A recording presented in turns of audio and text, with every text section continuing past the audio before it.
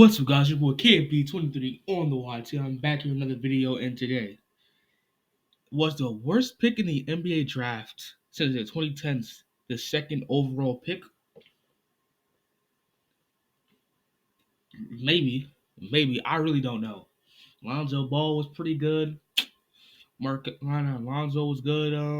Victor Oladipo was good. I don't really know. Let's just watch the video. Turner, and nobody finishes. Oh, but he falls hard on his back. For 11 and 0 for 9 on threes. And Jabari Parker grabs his left leg. To the floor as Siakam. Took his legs out from under. Victor's hurt. Down the lane. Marvin Bagley is on the ground on the other end holding his knee.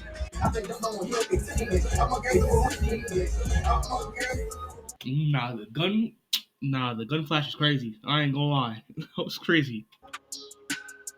Although it's no number one pick, throughout NBA history, the number 2 overall pick has also brought forth basketball legends, including Bill Russell, Jerry West, and Kevin Durant, which is largely expected considering it is the second overall pick, after all.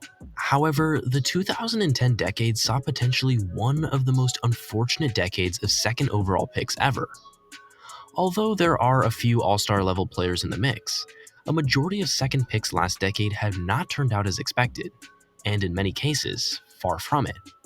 But what exactly happened to these players who were once considered a top 2 pick in their draft class? Welcome to Sportsphere. Let's get into it.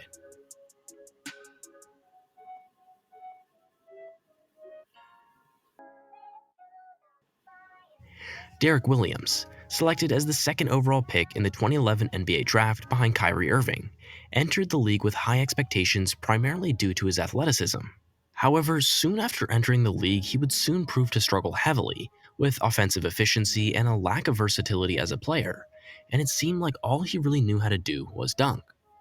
After suffering a major injury in his 3rd season, he would then be traded to the Kings to begin his 4th season, and proceed to be passed around the league, later appearing on the Knicks, Heat, Cavs, and the Lakers, before it became obvious his hooping duties were no longer demanded within the NBA by 2018, just 7 years after being drafted. He would later join even overseas teams.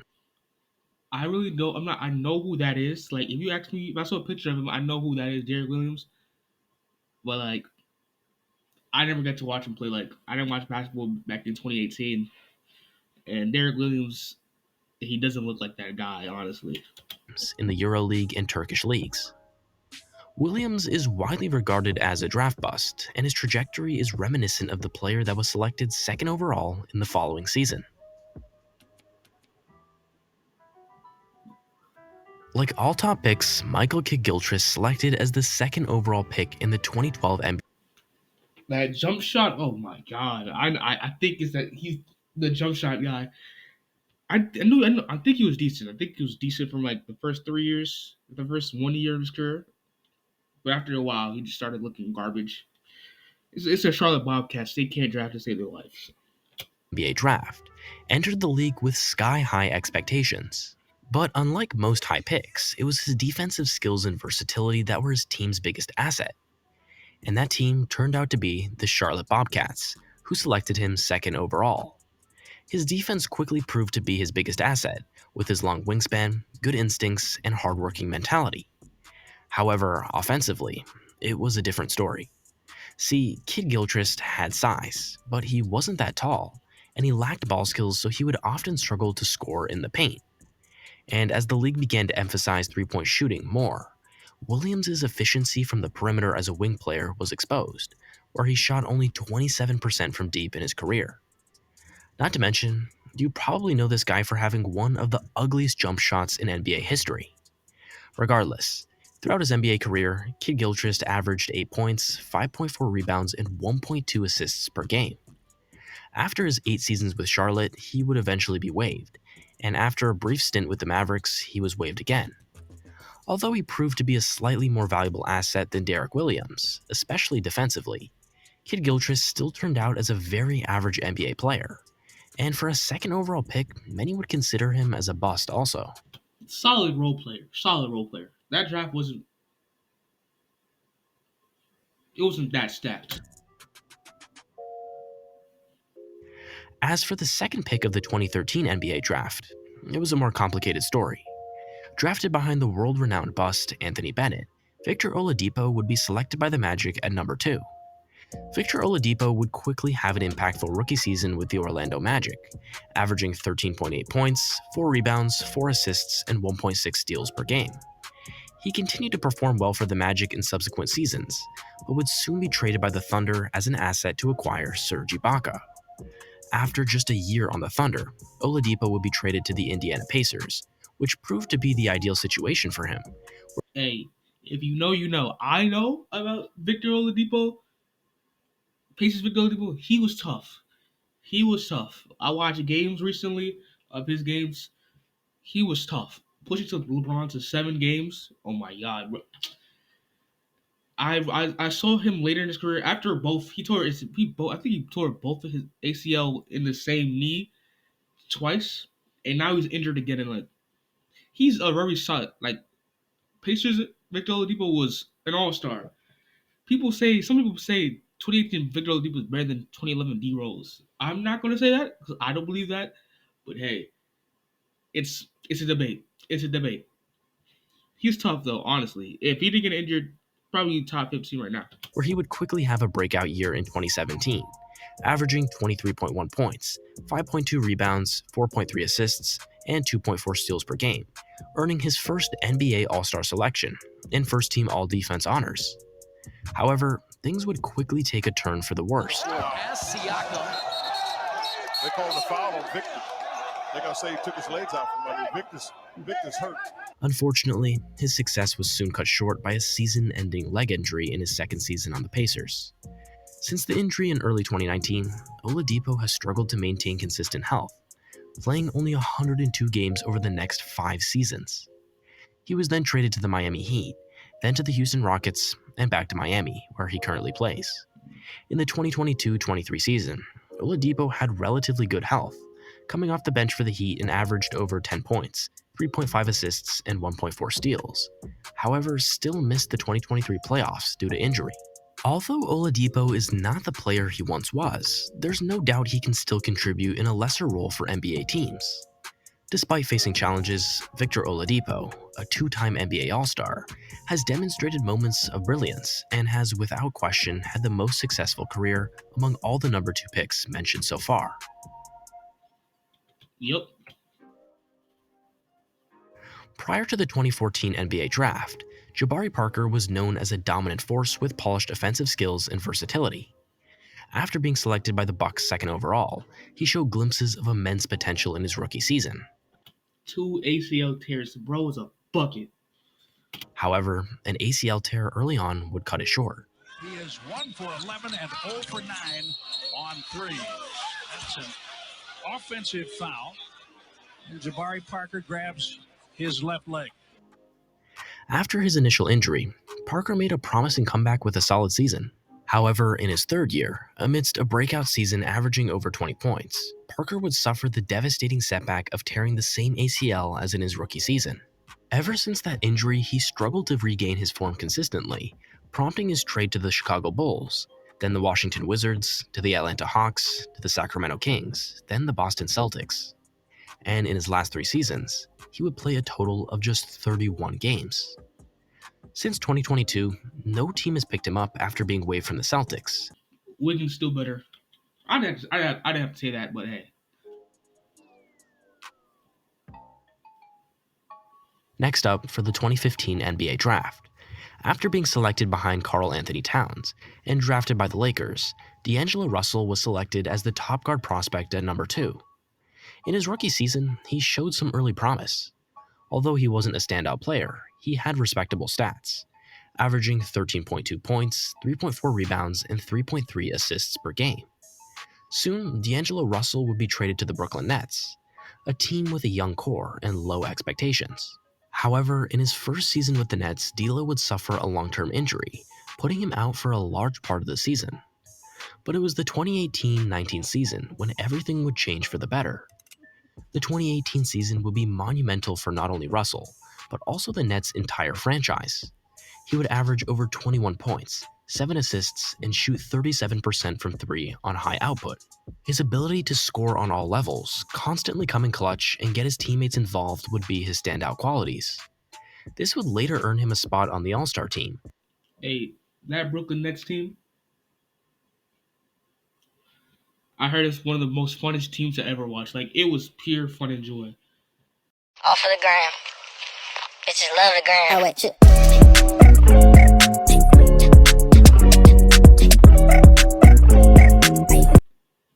I watched some of the games in 2018. I was getting into basketball. That was a fun team to watch. That was a fun team to watch. And he was like legit at this point, he's the best second overall pick of the 2010s. I'm not gonna lie, if this video keeps going, I feel like I think he's top three. Top three. I'm thinking about it. I don't think he's one. He's definitely top three at the moment. He's one right now. And bring his team to the 8th place in the East, surpassing all expectations of them. Despite a promising playoff run that gave hope for the future, the Brooklyn Nets traded D'Angelo Russell to the Golden State Warriors. After a season with the Warriors, he was traded to the Minnesota Timberwolves for Andrew Wiggins.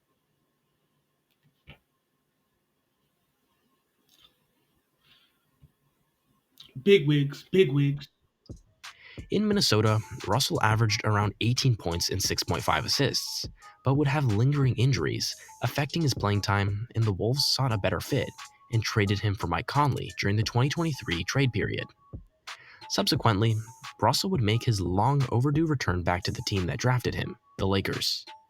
While his recent postseason performance wasn't exceptional, he has already demonstrated his capabilities as a top-tier point guard in the league, and with his prime years approaching, don't be surprised if the best of D'Lo is yet to come.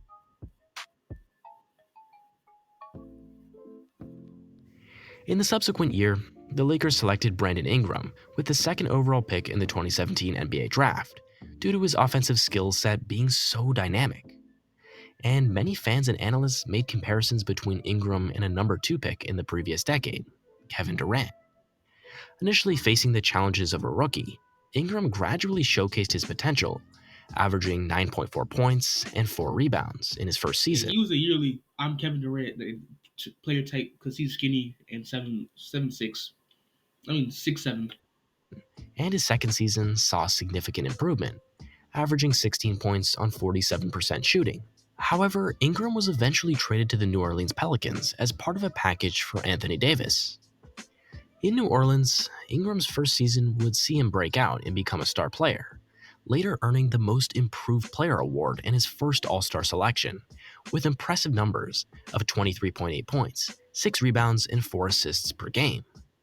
Following this season, despite some minor injuries, Ingram proved to be the most reliable scorer on the young Pelicans team, even leading to a respectable playoff campaign in 2022, with a notable 7-game series against the Phoenix Suns. For the third Big baller brand. I remember the hype around Lonzo Ball in 2017. Bro was on Smack on Raw. Beat that nigga ass! Beat that nigga ass! Beat that nigga ass! Beat that nigga ass! Beat that nigga ass! Beat that nigga ass!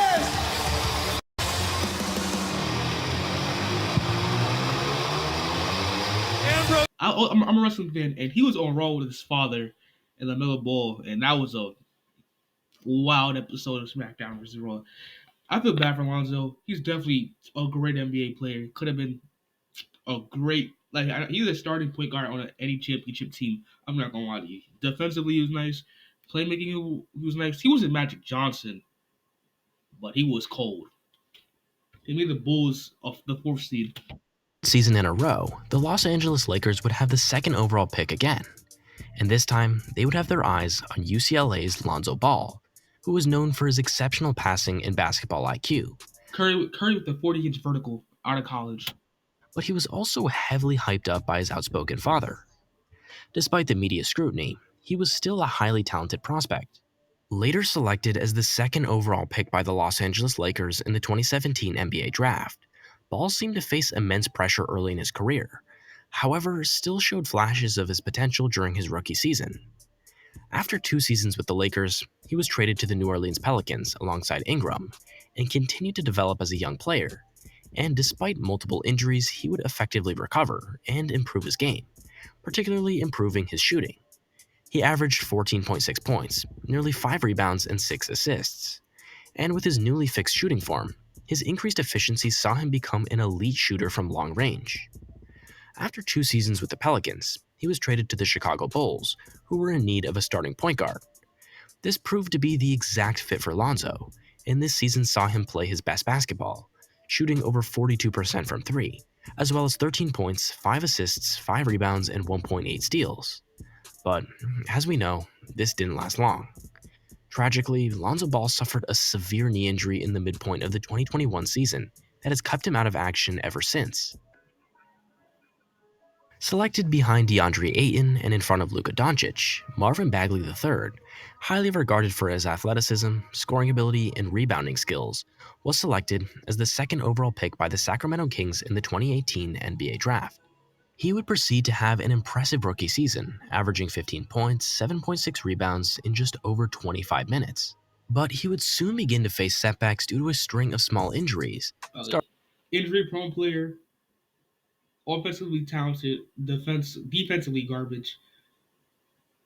He's all right for second overall pick in 2010s. Right now he's top 5. He's top 5. But like, damn, that's tough. You can slip it behind Luka Doncic.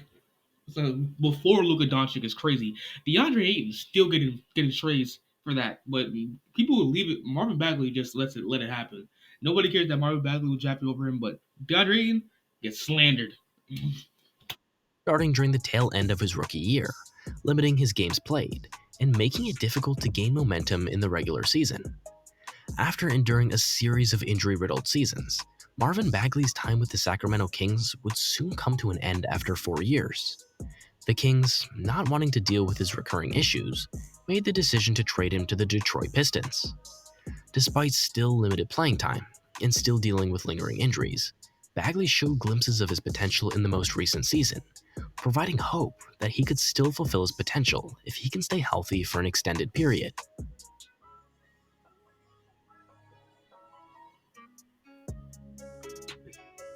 As for the 2019 NBA Draft, although Ja Morant was a 0-star recruit during his senior year in high school, after his 2-year college campaign, his name had grown a massive buzz. His athleticism, finishing ability, passing ability is what stood out the most, and after Memphis drafted him 2nd overall, he would step into the Premier Basketball League and dominate as a rookie. He quickly emerged as one of the league's most electrifying young players, averaging 17.8 points, 7.3 assists, and 4 rebounds per game. After winning Rookie of the Year, the following season saw Morant continue to impress. Year 3, Ja Morant took that leap, bro. Year 3, Ja Morant took that leap. Rookie year, Ja Morant, everybody loved Ja Morant. I ain't gonna lie. Nobody had a bad thing to say about him, except for to say Zion deserved it over him. And looking back today, he still deserves it over Zion Williamson. He's nice. He just, a lot of controversy. He keeps pulling out the Glock and stuff like that. If he didn't do that, he'd still be beloved. But right now, he's looking corny because of and Dillon Brooks and whatever we're finding in the West type stuff. He's still the best number 1, 2nd overall pick in this entire thing. I'm not gonna lie, Ja Morant. Is Ja Morant a top 10 pick in the 2010s? If you had, I can't even give him that. And he's still the best 2nd overall pick in the 2010s though. I have to give it to him. He's cold. Solidifying his status as a rising star and potential future face of the league. But it was his 3rd season where he took things to the next level. After averaging 19 points in his sophomore season, in his 3rd season, Ja would average 27.4 points on elite efficiency and nearly 7 assists, another impressive jump, earning him the Most Improved Player award. That being said, after signing a max near $200 million contract over the 2022 offseason, Ja's demeanor and attitude towards basketball seemed to have changed. Although he didn't have many on-court issues, it was off the court during the 2022-23 season where things would go wrong. During the recent season, Ja would be involved in reckless violent allegations, adding to the later questionable Instagram live videos that were broadcasted that we've all seen. Undoubtedly, Ja Morant stands out as a toy gun. the most talented player among the number 2 draft picks mentioned. However, his actions have led to unfortunate circumstances, hindering the full exploration of his talent. With another 25-game suspension looming for the upcoming season, following an 8-game suspension in the previous season, we can only hope that Ja will bounce back better. There you have it. The number 2 overall picks of the 2010s have been disappointing to say the least. Several players on this list are currently dealing with injuries, while others have faded from the NBA scene. However, there are still standout players like Brandon Ingram, Ja Morant, and D'Angelo Russell, who possess the potential to become superstars.